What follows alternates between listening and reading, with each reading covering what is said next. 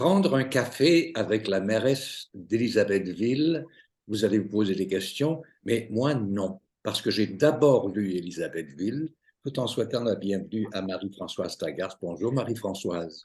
Bonjour, bonjour Winston. C'est un livre qui vous permet de donner en extension un peu plus d'aventure à votre histoire, qui est ce nouveau polar qui vient de paraître chez Main Libre et qui a pour titre Ocre rouge. Oui. Alors évidemment, toutes sortes de questions se posent, à savoir qui est cet artiste qui produit des toiles? Est-ce qu'on retrouve le même environnement que dans Élisabethville avec Ocre rouge? Oui, certainement, ça se déroule toujours à Élisabethville, mais cette fois, c'est un peu plus étendu. C'est aussi sur tout le Canada. Il va y avoir un personnage qui va partir de Montréal et qui va se rendre lentement jusque dans l'Ouest canadien. Donc, j'essaie d'étendre un petit peu la géographie de la série. Il y a des Donc, personnages, il y a des personnages marquants dans ce livre que l'on peut suivre à la trace, mais j'ai beaucoup aimé aussi le fait qu'on retrouve dans votre livre des échanges de textos tels quels. Et oui. ça, j'ai trouvé ça ouais, un petit côté rafraîchissant à tout ça et très actuel, bien sûr. Ben oui, il me semblait que c'était vraiment essentiel pour l'histoire et puis c'était essentiel de le laisser tel quel texto. Et Isabelle Toussaint a fait un travail extraordinaire euh, Absolument. des graphismes pour le retranscrire exactement tel quel. Moi, j'avais fait une petite enquête auprès de mes étudiants, auprès de mes nièces pour savoir un peu comment, quand les jeunes s'expriment, quelles sont les petites icônes qu'ils utilisent et tout ça. Alors, c'était important de les garder tels quels. Donc, ça a été très, très bien fait. Main Libre a fait un travail fantastique. On retrouve un personnage fort sympathique. Il s'agit de la chef de police. Alors, parlez-moi un petit peu de ce personnage attachant. Oui, alors elle prend le poste du vieux Pearson qui se trouvait dans Élisabethville et Jeff Pearson ayant pris sa retraite, c'est elle qui vient se charger d'être chef de police, mais elle est chef intérim et donc elle se retrouve à être le chef de Seamus Listerby qu'on retrouve depuis Élisabethville aussi et elle le surnomme Squeak qui est le mot en Lekwungen pour petit chiot. C'est un diminutif d'une certaine façon, mais fort sympathique. Dites, Oui, je vous écoute. elle le fait d'une manière très affectueuse et sympathique. Et puis, elle a l'habitude elle a monté les échelons dans la police et puis elle a l'habitude aussi, elle a grandi dans une réserve et elle ignore. Alors, elle, son personnage, c'est qu'elle a été adoptée par des Songhees. Elle a grandi dans la réserve avec eux, mais elle ignore son origine. Elle ne sait pas si elle est elle-même autochtone ou si elle n'est pas autochtone. Donc, elle se trouve un peu à cheval entre les deux mondes, les non-autochtones et les autochtones. Et Donc, ça soulève en même temps une question intéressante sur l'identité. oui, c'est ça, exactement, quelle est son identité et comment elle est vue à travers les yeux des autres personnages aussi dans les deux camps. Parce qu'elle retourne souvent chez ses parents, et puis aussi quand elle travaille avec les personnes qui ne sont pas autochtones et qui sont en poste, et par exemple la chef de police, la directrice de la police qui, euh, qui lui parle un peu sèchement, puis qui a l'air de dénigrer un peu son origine à un moment. Mais c'est pas clair, mais Un autre personnage que j'aime bien, c'est celui d'informaticien. Alors, qu'en est-il de Koch? alors, Koff, c'est aussi un personnage qu'on retrouve depuis Élisabethville, qui était secondaire dans Élisabethville, mais qui prend une place plus importante. Et alors, lui, c'est un informaticien, c'est ce qu'on appelle un hacker. Et puis, dans le monde des hackers, il y a, on dit des hackers avec bonnet noir ou bonnet blanc. Et ceux qui sont bonnets noirs sont vraiment des hackers malveillants qui vont faire des problèmes peut-être pour aller chercher de l'argent ou qui sont criminels. Mais il y en a qui sont aussi bonnets blancs qui vont être hackers, mais plutôt pour faire des bonnes actions, un peu comme des nouveaux Robin des Bois des temps modernes. Alors, j'ai trouvé l'idée du personnage intéressante. Donc, j'en ai fait un hacker, mais avec intention noble. C'est-à-dire Et que, puis, oui, allez, le livre est dédié à mon frère. Et mon frère est un informaticien et je dois avouer que c'est grâce à lui que j'ai appris beaucoup de choses là-dessus.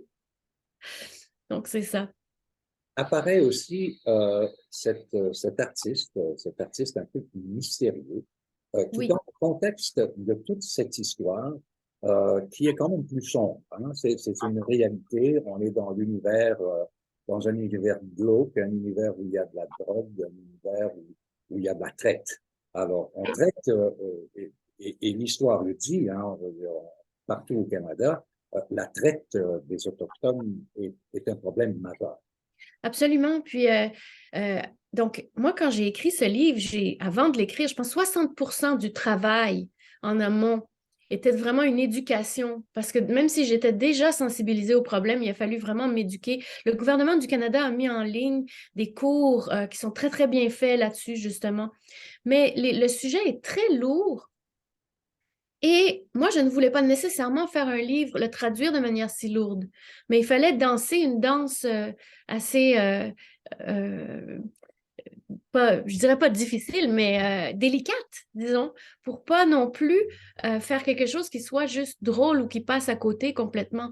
Les Premières Nations sont plus vulnérables à la traite au Canada. La traite est une réalité.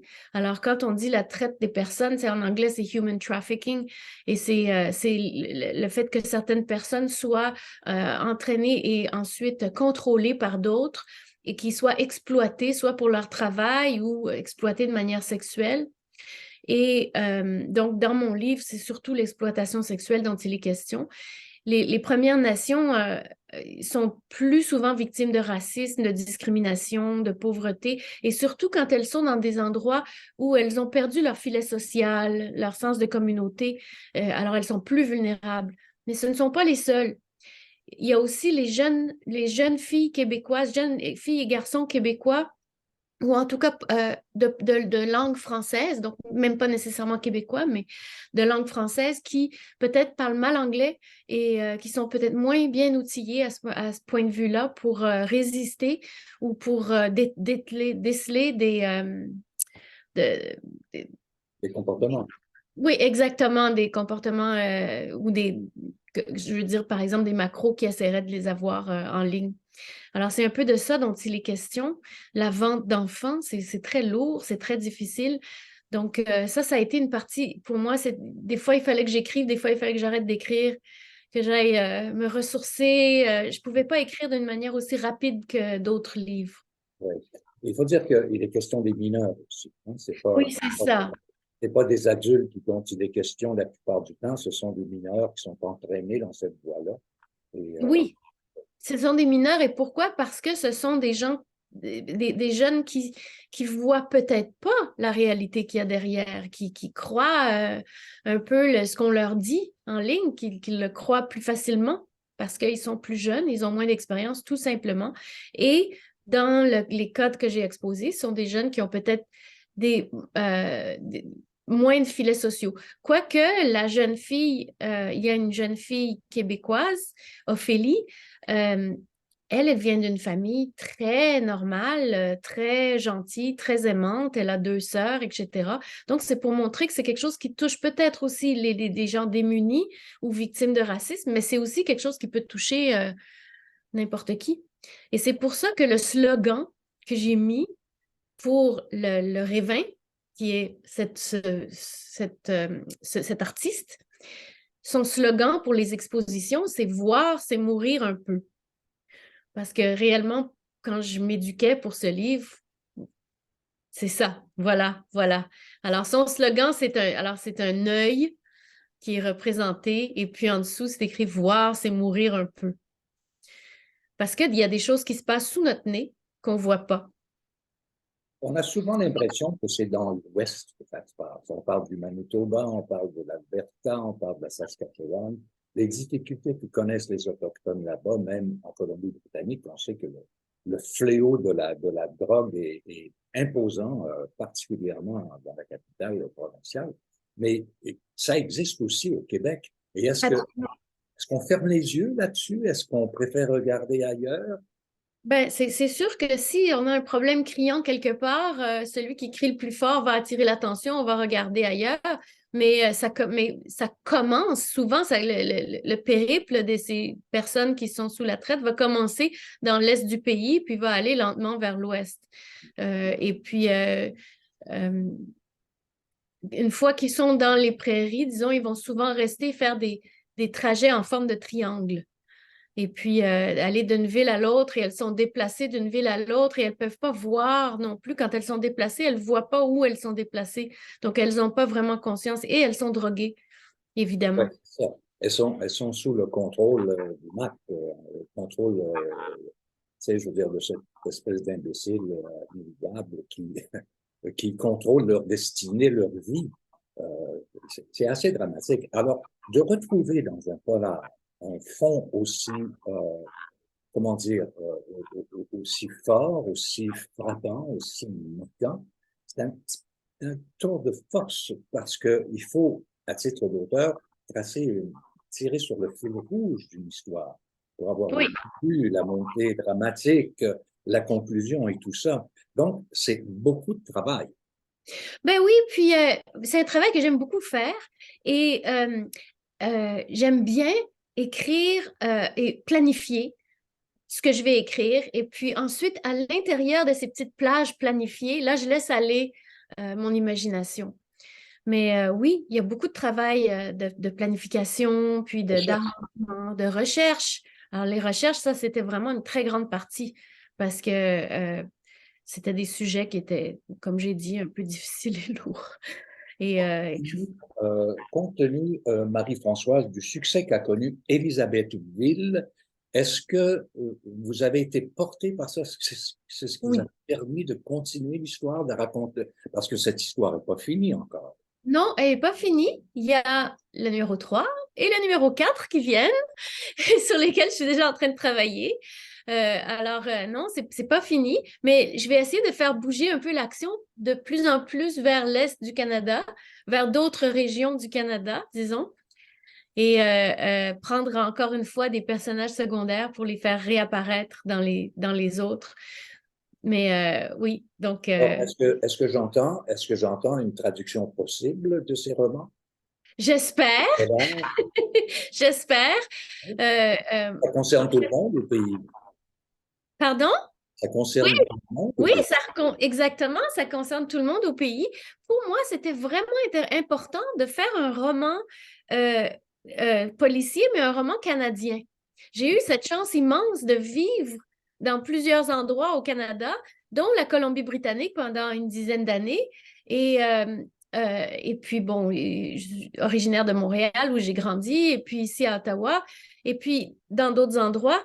Et j'ai vu différentes réalités canadiennes et c'était important de faire un roman qui soit canadien, donc avec différentes réalités qui sont propres au Canada. Il y a aussi une mouture de film là-dedans. Ça ferait un excellent scénario pour un polar. Ah ben ici. Avez-vous Oui, c'est lancé très. vous avez lancé des lignes à l'eau? Mes éditeurs, oui, en effet, on a lancé quelques lignes à l'eau